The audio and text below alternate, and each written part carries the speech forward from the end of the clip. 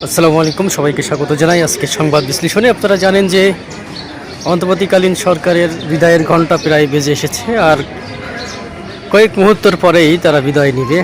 শোনা যাচ্ছে যে 15ই ফেব্রুয়ারিতেই নতুন সরকার গঠন করবে। 12 ফেব্রুয়ারি নির্বাচন আর 15 ফেব্রুয়ারি নতুন সরকার গঠন এবং ইন্টারিমের বিদায়। এই অল্প সময়ের মধ্যে ইন্টারিম আসলে কি করলো এমনটি নিয়ে রয়েছে নানান গুঞ্জন। দেখা যাক শেষ পর্যন্ত সেই গুঞ্জনের ডালপালা কতটুকু মেলে।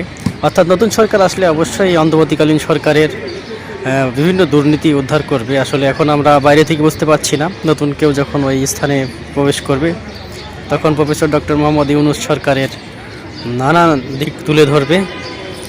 ওদিকে আগামীকাল পার হলেই পরবর্তী দিনেই নির্বাচন, আর এই নির্বাচনকে ঘিরেই রয়েছে বিভিন্ন উৎসব আমেজ, পাশাপাশি শঙ্কা দেখা দিচ্ছে একটি দরদ পেতে আছে তারা বিভিন্নভাবে নির্যাতন করার জন্য।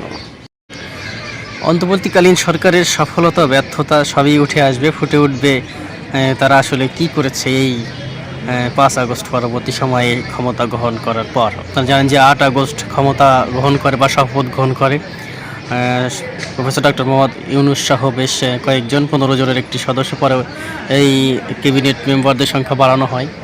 পরবর্তীতে এখানে যে ছাত্র উপদেষ্টা নাহিদ ইসলাম ছিলেন এবং আসিফ মাহমুদ সজীব ভুঁইয়া, নাহিদ ইসলাম অল্প দিনের মধ্যেই তিনি পদত্যাগ করেন। তার দলরা আপনারা জানেন যে এনসিপি গঠন এবং তার কার্যক্রমকে এগিয়ে নেওয়ার জন্য। অপর প্রান্তে আমরা দেখতে পেয়েছি যে